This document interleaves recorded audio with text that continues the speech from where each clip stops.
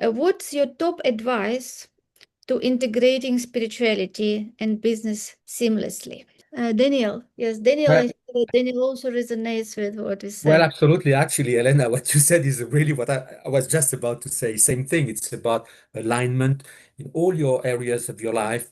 Be aligned to your core values, to really what you want to do in life, and authenticity. Be yourself. Be yourself the way you are. Accept yourself with your imperfections, and trust. Have trust. Have trust in the process. Have faith. And when you do that, this is where you are going to give the best of yourself. Yes, thank you so much.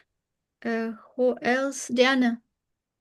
Diana, yeah, what is your advice to integrating spirituality? Mhm. Sure. Yeah, I'll just restate the deep listening. We'll come into alignment when we create space to listen deeply. We'll be inspired when we come into that space to listen deeply. Um, all the universe reveals itself to us when we're receptive to it. And so by extension to the listening, I would just really encourage, and this is something I encourage my couples, remember to be receptive to one another. When we receive someone's love, they feel loved.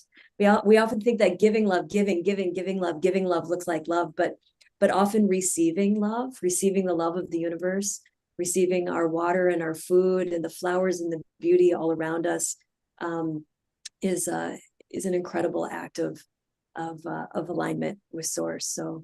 So stay in that space of receptivity, and the universe will certainly be giving.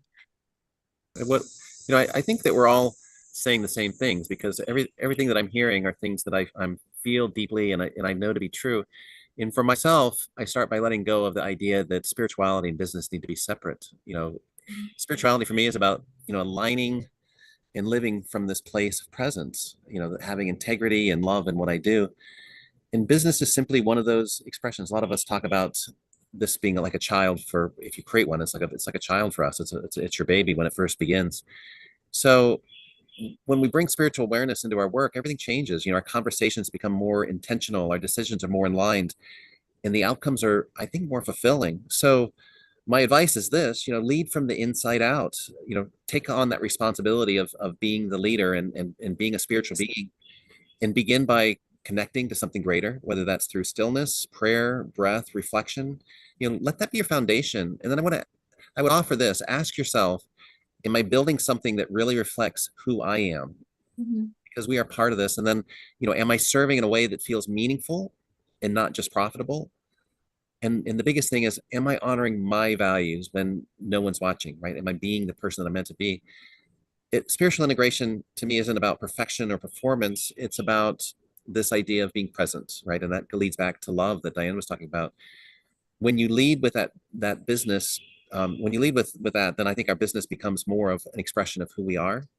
And then when we have that kind of alignment, I think that's when we feel fully alive, when we feel successful, and we have that best quality of life. And I think that's the reason why we should do everything, is to have that be a reflection of being alive, and being living the best life possible. So that's what I wanted to share.